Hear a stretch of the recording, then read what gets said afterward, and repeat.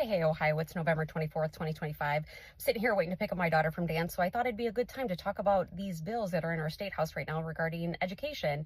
So these bills were all crafted by conservative think tanks and were all introduced by Republican legislators, and they all basically are in Project 2025. So the first one is HB 42. This is a bill that would require public schools to report the immigration status of all of their students to the government.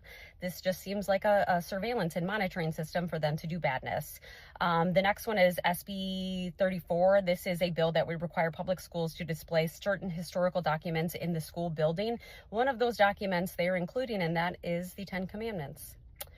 The next one is HB 486. This is the Charlie Kirk Heritage Act. This is a bill promoting teachers to teach the positive effects of Christianity on American history. This is a blatant disregard for separation of church and state, right? And this is a way for them to legalize the insertion of things like Christian nationalism into the public school day. And I have no problem with people learning about Christianity, but that's what church is for, right? Not the public school day. And then lastly is SB 156. This is the so-called success sequence. This was again put forth by a conservative think tank where they are creating curriculum for public schools, or they want to have curriculum in public schools that states the path to success is only if you graduate, get a job, get married, and then have kids, only in that order.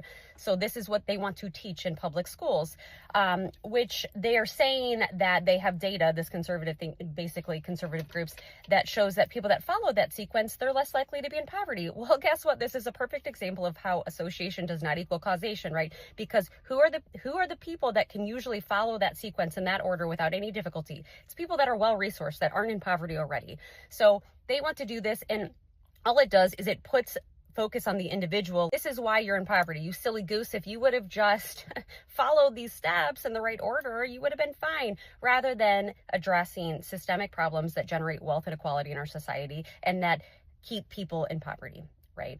And all of these bills are frankly ridiculous, right? It is a giant waste of time in our state legislature. These bills do nothing to help students. What we need to be doing, what they should be focusing on, is appropriately funding our public schools through our state budget. I've said this before, but it bears repeating. We are the 45th lowest in the state share of funding for public education in the state of Ohio, right? We should be focusing on that, right? So schools have resources, students have resources, teachers have resources. We should be focusing on things like universal pre-K for every 4-year-old and figuring out, let's figure out how to fund that, right? Because we know with actual data that is the type of thing that sets a kid up for success, not only in the immediate, but in their long-term future, right? But they don't want to focus on those things. They want to focus on these bills that really will do nothing to help kids and students. And it's a waste of time. And I can't wait for us to be able to vote them out of office next November. So it's Thanksgiving week. If you have college age relatives, friends coming home, make sure they're registered to vote, right? I think that's a good task for this week. But let's make our voices heard, and let's keep fighting the good fight.